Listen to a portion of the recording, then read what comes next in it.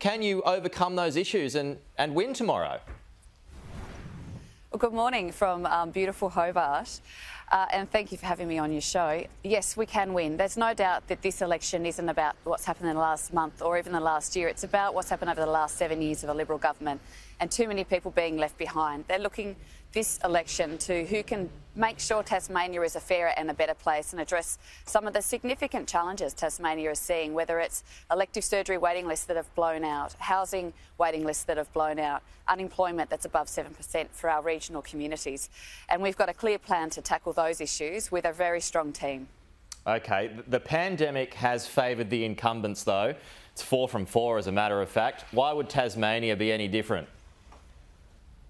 Well, Tasmania is quite different. We've got a different electoral system to begin with. So the Hare-Clark system does provide opportunities for individual candidates to win support from their local communities. But more so, I think this election has become a referendum on health and whether or not Tasmanians think that 11 years of Liberal government is going to deliver better health outcomes or in fact continue to destroy opportunities for them to access the healthcare they deserve. And that's certainly what I'm hearing when we're walking around the community, door knocking and talking to people across Tasmania, is that it's not actually about the management over the last year during a health crisis. It's over the last 7 years under this government how health outcomes for Tasmanians have deteriorated and that they simply can't survive another 11 years of a Liberal government. I should point out, Rebecca, that all of those 4 wins went to Labor government, so you do have that going for you. Well, that is true. And we're working very hard and we've got great candidates across the state and we've got a really clear plan for Tasmania. It is about making sure we invest in the essential services Tasmanians deserve to have access to and building a diverse and robust economy so that we can continue to grow and provide opportunities for our young people to stay and work here in Tasmania. Will COVID decide it? No, I don't think so, and that's certainly not the one issue that people are raising with me. Every single day, and it's certainly been this way for a while now because Tasmania's been fortunate to be an island off the beautiful Big Island, that we haven't had the same sort of outbreaks of COVID as you've experienced there. So people here have been focused on other issues. It is about access to affordable housing. It is about whether they can get a job. It is about whether they can access healthcare.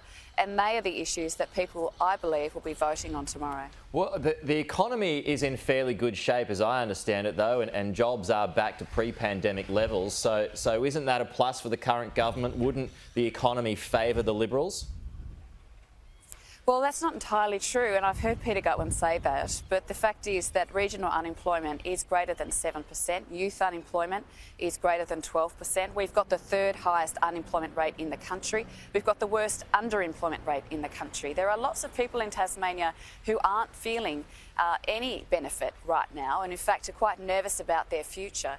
And that's why we've had a really big effort this election to talk about what a Labor government can do to improve people's lives, to invest in TAFE, to rebuild it, to build the workforce that Tasmania needs, to make sure that we connect people with jobs right across this state and also invest in the public services that people right now are very worried they can't depend on because we've got the worst ambulance response times in the country. 1 in 8 Tasmanians is waiting for a health procedure. It's completely unacceptable and the only choice this election to fix that is to vote Labor, to make sure that Tasmanians right now who've been left behind can have a government that cares about them. If you win, though, will you need the Greens to form a majority? Absolutely not. And I've ruled that out since I became the leader in 2017 and said that we are campaigning for majority Labor government. We will not be doing any deals with the Greens. We are very different parties. And the only way to change the government, the only way to fix the health crisis and to provide more opportunities for Tasmanians to get a job here is to vote Labor. If you lose, will you contest again? I'm not even thinking past 6 p.m. on Saturday at this stage. My sole focus is on winning this election, to provide better opportunities for Tasmanians and to provide a better government for Tasmanians. And that's where all of my energy and focus is right now. OK. The Tasmanian Labor leader, Rebecca White, appreciate your time this morning. Thanks for joining us here.